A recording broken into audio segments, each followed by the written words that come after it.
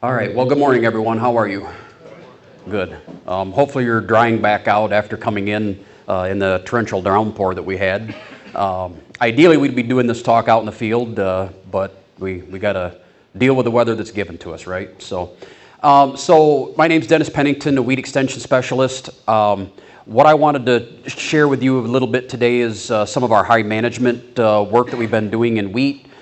We've been learning a bunch of things in our Yield Enhancement Network program. We've also been doing some high management research on our variety trial or variety testing program. And I want to just share a little about where we've been and where we're going with that research. We're kind of starting a new phase, I guess, if you will, of looking at this high management of wheat and what does that look like and what are the main or the important components of that. Part of that, we'll talk about plant growth regulator. This is a poster that you should have a handout in your packet of materials, so you'll have that as a reference to look at.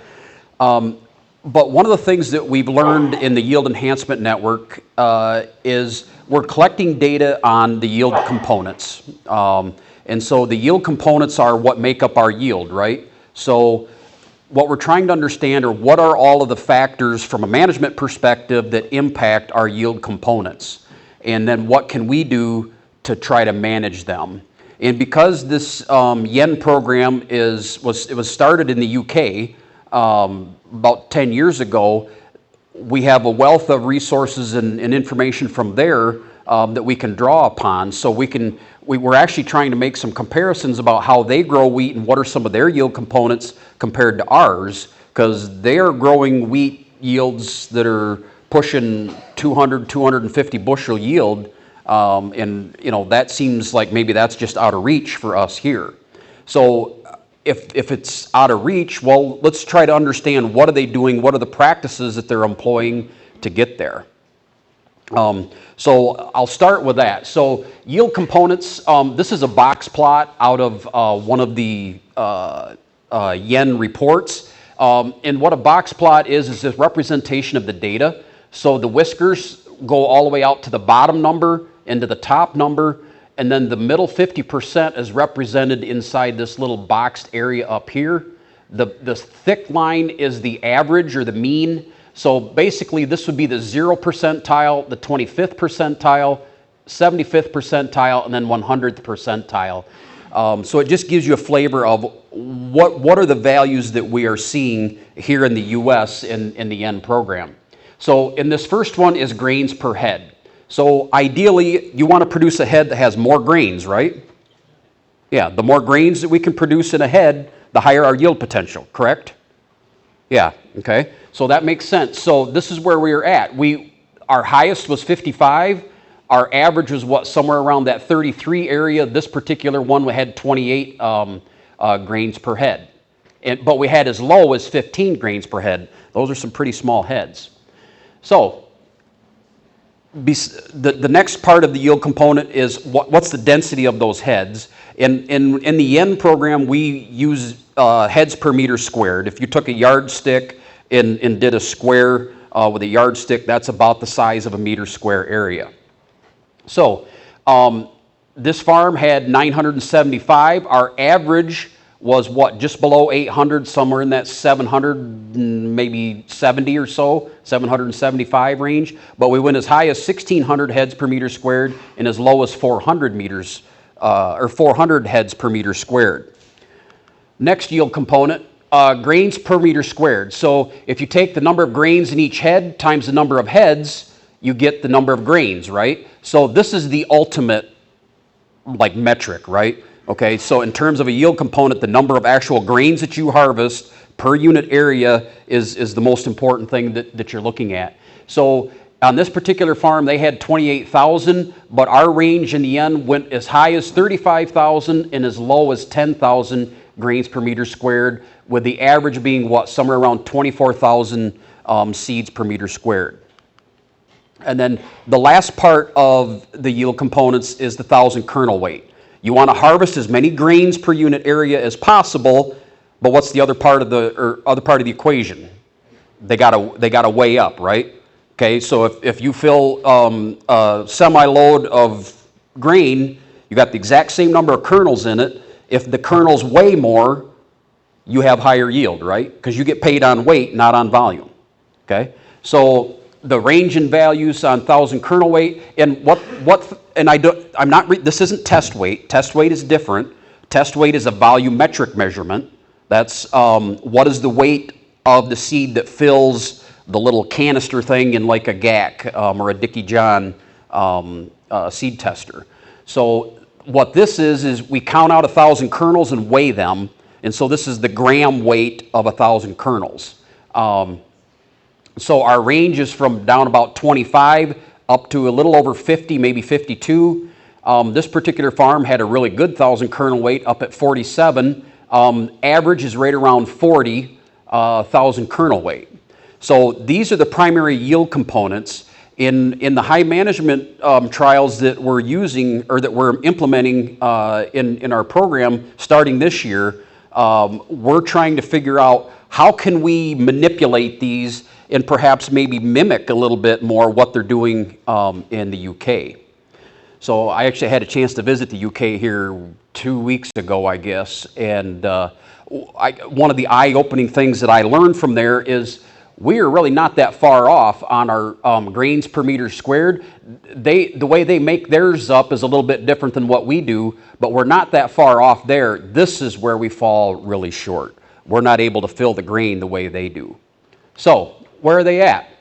Grains per meter squared, that red box represents their standard of kind of where they are in their yen program with their yen growers. Okay, so they have a lot more grains per head, but how many heads per meter squared do they strive for? A lot lower number. So they're trying to produce a bigger head and less of them per unit area. Now, a couple of the farms that we visited over there said, I think maybe, we've pushed our limit here as far as we can. I think we need to slide that box a little bit to the right. So they're going to try to get more heads per meter squared without sacrificing the number of grains in the head. That'll be a significant challenge. Genetics will play a role, management will play a role, nutrition, all of those things in there. So grains per meter squared, they're in that 35,000 range. That's their target, is 35,000 seeds per meter squared. So, we have some guys that are achieving that here in our yen program and, getting fairly close to it. But that's where they are on their grain weight. Okay, their winners are pushing 60,000 kernel weight. When we receive seed for our variety testing program, we count the 1,000 kernel weight on every variety that gets entered, and then we use that to calculate how many grams of seed goes in each envelope that we plant. And our range looks just like this. Most of the time, the varieties are less than 40. Once in a while, we'll see varieties that have a 40 to 42 test weight, but a lot of times it's even down into that 30 to 37,000 kernel weight, and they're getting much, much higher weight on those kernels. So what we've got to figure out how to do is how can we fill kernels better in the U.S. So, and this is a lot of text up there. I'll just try to explain what we're doing in this high management. We are trying to throw the book at this, these plots.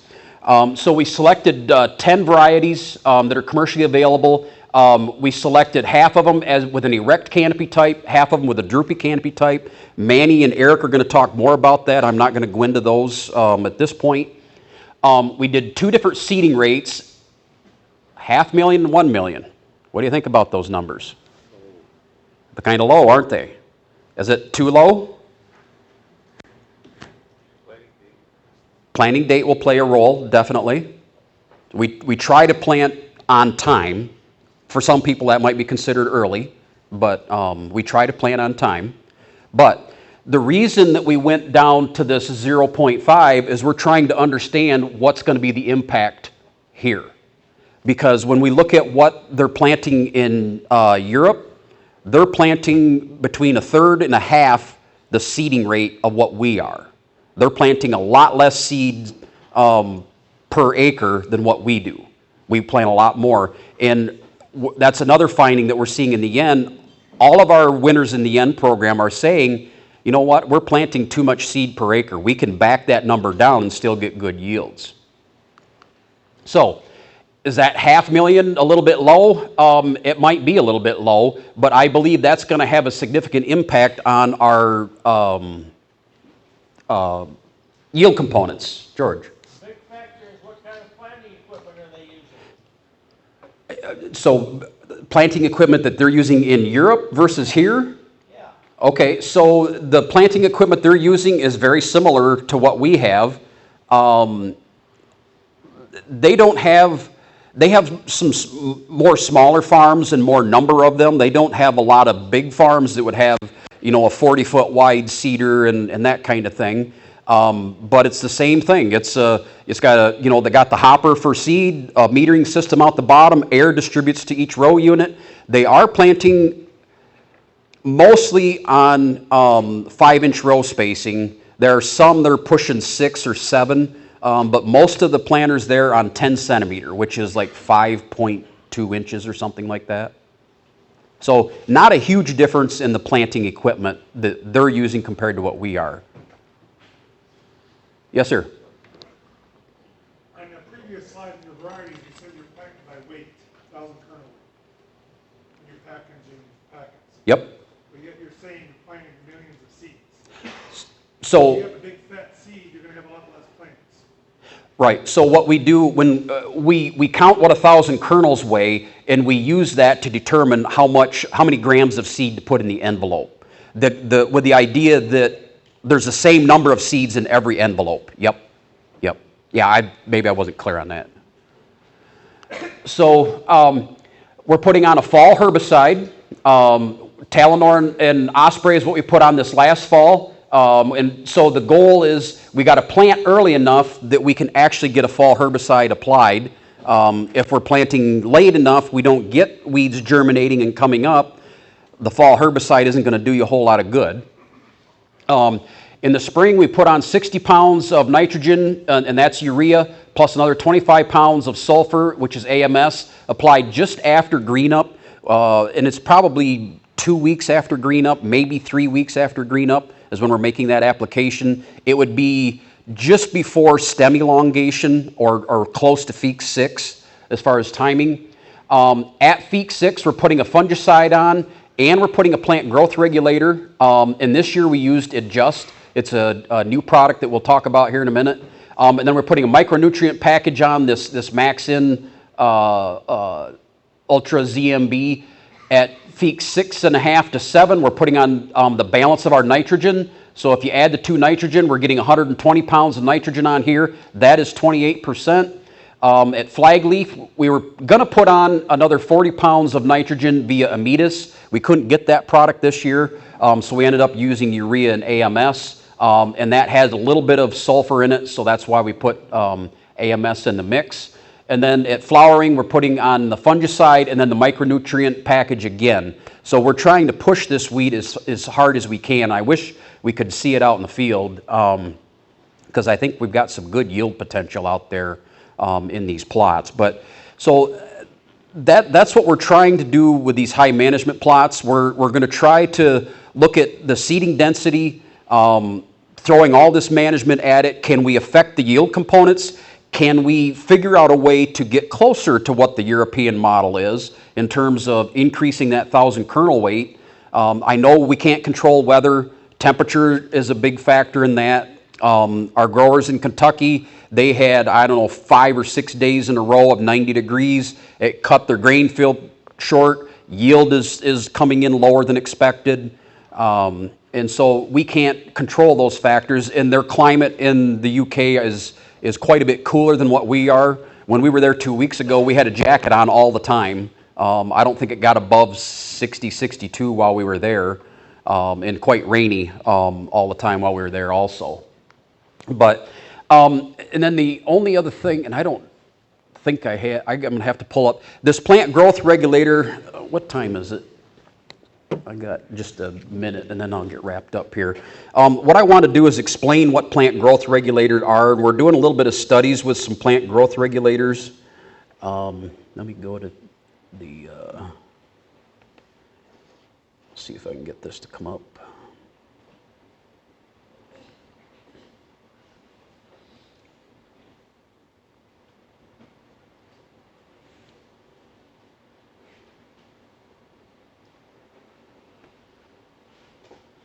Okay, can you see that okay?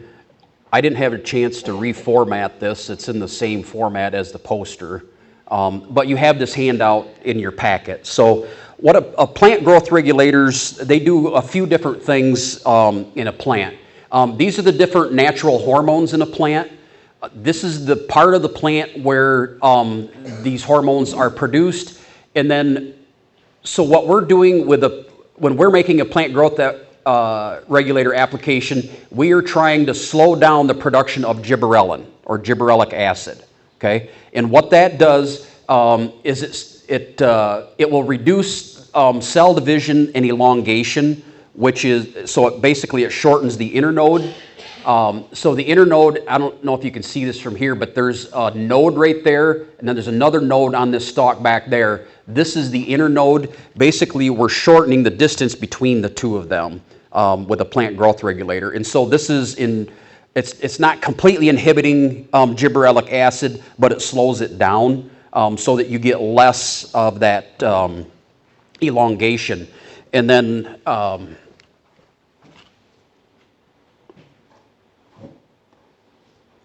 the other thing that that gibberellic acid inhibitor does is it thickens the cell wall. So you can see the treated stem on the right compared to the left. It's got a thicker cell wall, and it helps it resist lodging.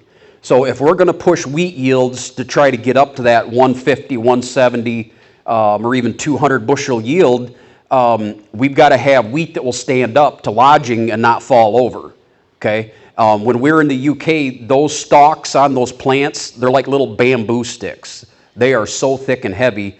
It's remarkable that they, I mean, it doesn't, it almost looks like a different, like a wild type wheat. We just don't have those thickest stems here on our varieties. But so that's the goal of it. There are a few other things that happen with the plant growth regulator, depending on what you use. One of the things that we noticed when we were over there, the canopy is much more uniform, which means if you walk out and pull a plant out, just one plant, you will see like the main stalk, the main head will be the one that'll be the biggest. It'll have preferential fill for grain and nutrients, and it'll usually be the tallest.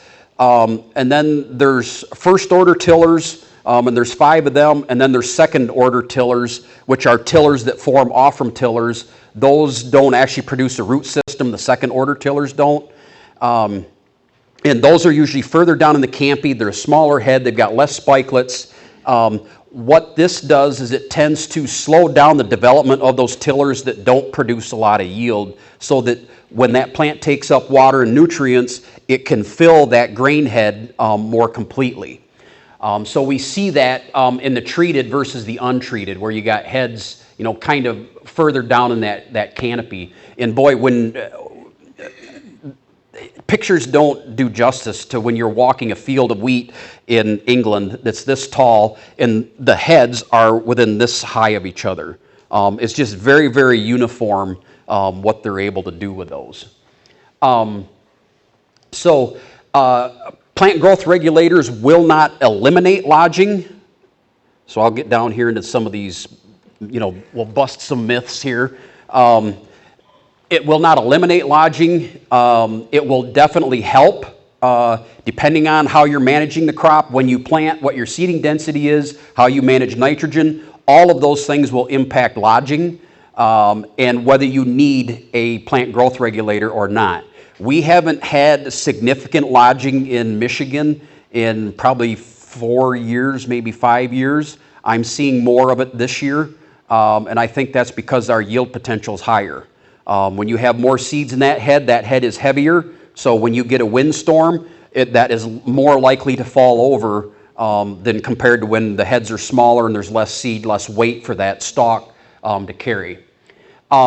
PGRs have variable effects on yield. I've heard people say, oh, a PGR will increase your yield. Nope, a PGR will decrease the yield. And I've had others say PGRs will, it doesn't impact yield at all. There's no impact. Well, basically, it's variable. In some years, it will increase yields. In some years, it will decrease. In some years, there'll be no impact on yield. So when you're looking at research trials trying to determine the impact of a plant growth regulator, you can't get consistent response because it just depends on the year and the growing season. So there are no alterations, or the morphological effects are accompanied by alterations in the development and physiological behavior, which means that you're applying a product that will slow down gibberellic acid synthesis. So the response that the plant has is that it shortens the internode and it thickens that stem wall. Some people have reported an extended longevity, meaning that the plants stay green longer. That typically is true. And so if you're trying to get harvested early, we have folks in the south that they take their soybean or take their wheat off when they're trying to get a second crop soybean planted immediately, so they're trying to harvest as early as they can. They don't want the stay green effect. That's a misnomer to me, because the longer you stay green, the longer you're filling grain, the greater your grain weight will be, the greater your yield will be. So I think I better call it there because I'm at 9:57 right now. Questions? What percentage of acres in the UK would have a plant growth regulator? Good question. The question was, what percent of acres in the UK would have a plant growth regulator? I didn't specifically ask that, but I would suspect it's greater than 75%. Question in the back. Is there a percentage or a rule of thumb how much each particular variety will shorten it? Okay, so is there a good rule of thumb on how much a PGR will shorten it? Is that what the question is? There may be, and I don't know for sure. I suspect it would shorten it. It depends on the season, but it can shorten it anywhere from just a couple of inches to maybe 4 or 5 or 6. The biggest benefit is from the thickening of the stem rather than the shortening of it. The shortening of it, well, it won't catch as much wind, I guess, but the biggest benefit is from the thickening of the cell wall or the stem. This new growth regulator that's coming. Okay. Yep. Are we seeing green stalks in that one also, you think? Extending the maturity? Yeah, so there is a new plant growth regulator that'll be there's actually 2 new plant growth regulators that'll be licensed in Michigan. And we've got trials on both of them. And the question is, does the new one show like the greater stay green effect? And I would say both of them keep the plant greener longer. Yes. Back here and then over here. What kind of study's been done here or over there in the UK? What kind of hell that jungle going through your combines that are resulting? So what kind of hell the jungle going through your combine will cause from a thick canopy? Does it look like bamboo? Yeah. I guess I didn't ask them that question specifically, but they don't have any trouble combining it. Well, the stalks wouldn't be any thicker. I mean, they wouldn't be as tough as like a soybean stalk. I mean, you get soybean stalks through your combine, and it would be not even as thick as a soybean stalk. So I don't think it would be any problem there. How genetically different is their wheat that they're growing than like ours? You mentioned the Mackinac, the 10 Yep. So how genetically different are their varieties compared to ours? Significantly. Their varieties are bred and developed to grow over a longer season. So in this year, we experienced rapid development, and we went through our growth stages much more quickly. In fact, we're about 10 days ahead of normal this year. So their varieties tend to just stay green longer. Their grain fill period is longer, which helps, so they can accumulate more sunlight energy. So the more solar radiation you can capture, the more potential energy you have for grain fill. and their varieties are bred and developed for that. The other thing, and this is partly due to the way they're managed, this is some genetic component too, but their all their leaves, not just the flag leaf, is very, very wide and long. So the longer, the bigger, the more green area you have, the greater the plant is able to capture sunlight energy. And so that is one thing that I really noticed when we were over there, is the size of those leaves and their ability to capture sunlight. So yes, there's definitely some differences in the genetics. Have you ever gotten some of their varieties to try over here? Yeah, have I ever gotten any of their varieties to try here? Yeah, about, I don't know, 4 years ago, maybe 5. They sent me a couple of varieties that, and my mistake that I did back then was I just randomized them in with the rest of our varieties. And they were green when everything else was ready for harvest. So I didn't really have a way with the plot combine to sort out just those varieties. I would love to do this again and plant just a block where I can wait on their varieties to see and let them go to maturity, see when they mature and then what their yields were. But because I harvested them early, the yields weren't good. Question in the back. How much difference in maturity is there between the main head, your first and second tillers?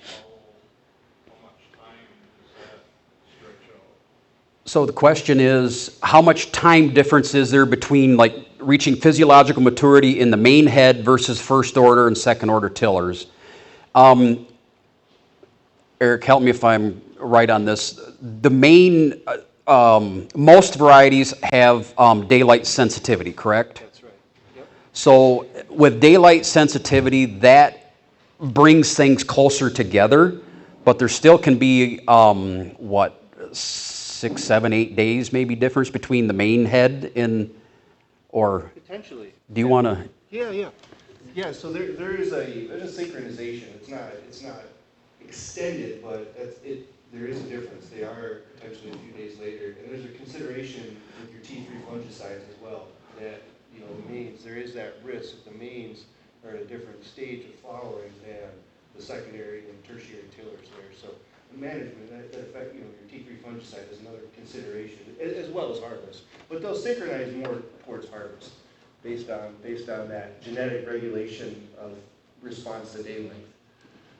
Thank you. Yeah.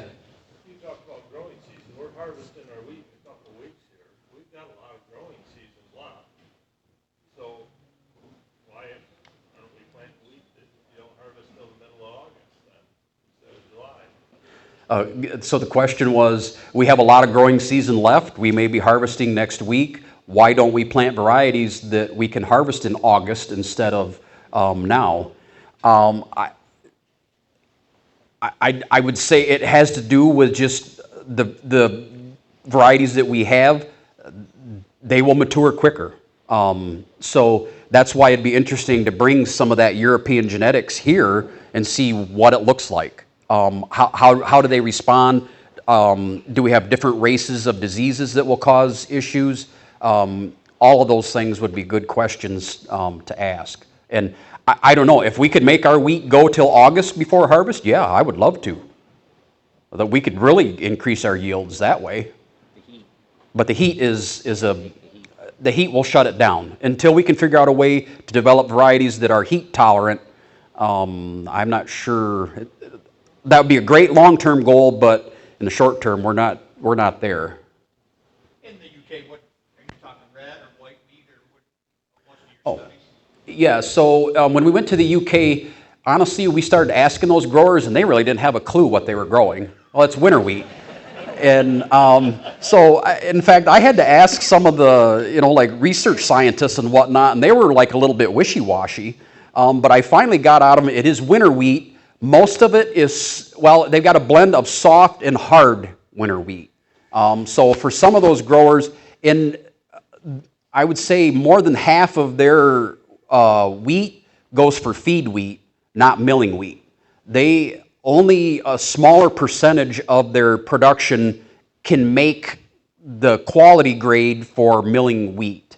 And so they've got like a limited number of varieties that they can plant that will make milling quality wheat. And some of them have the protein requirement, like 14% protein, and that would be the hard wheats, so hard red. I don't believe I heard of anybody growing any white wheat over there.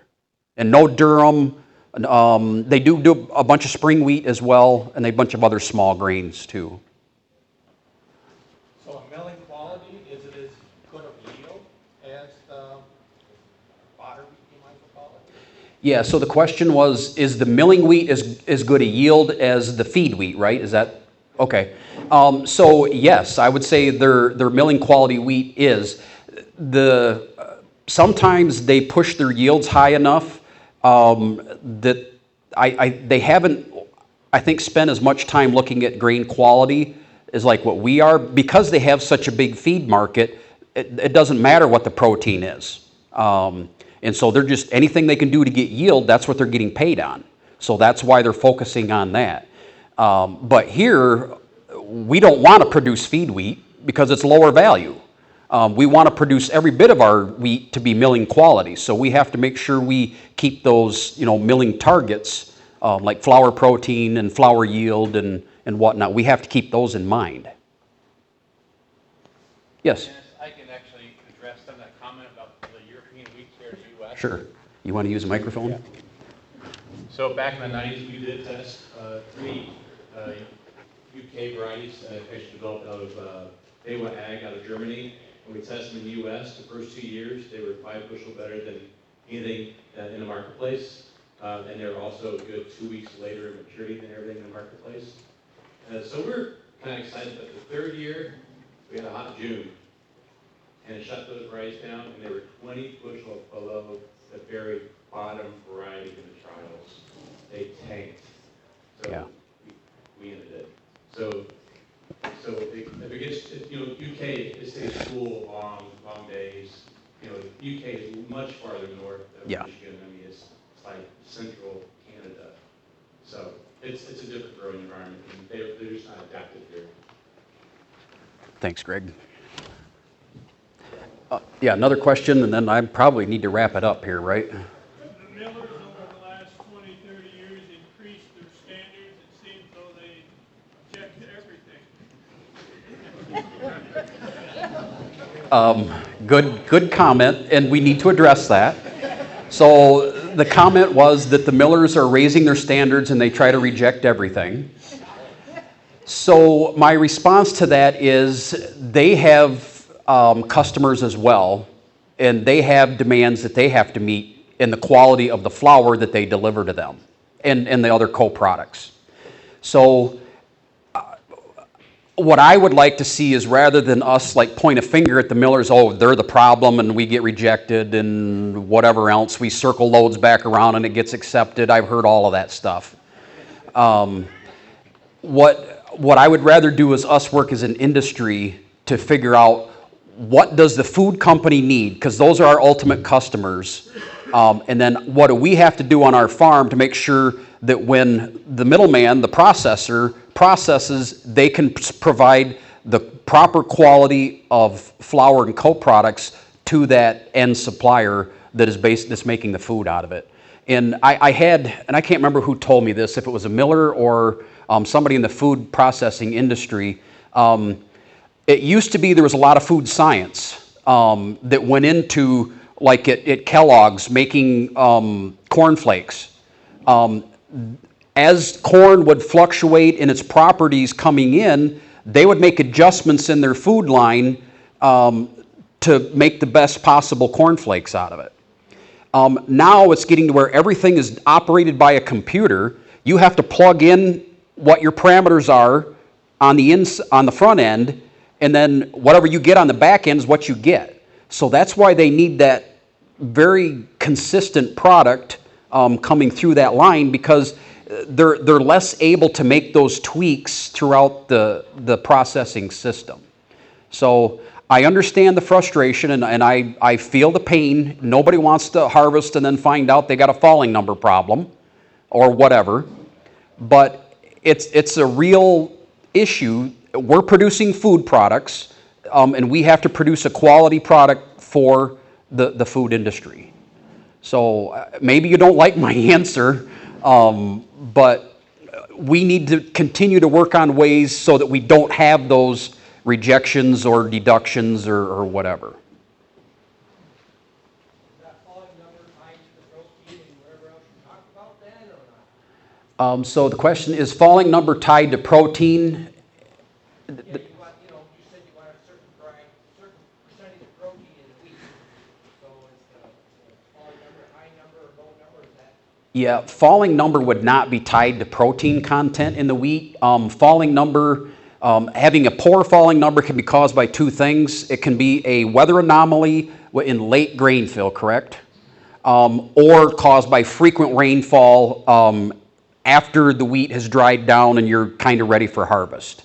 So both of those are the two things that can cause poor falling numbers. That's irrespective of protein. I think maybe unless there's one last question, I better turn it over, don't you think? Okay. Okay, thank you, Dennis. Good question. Very good.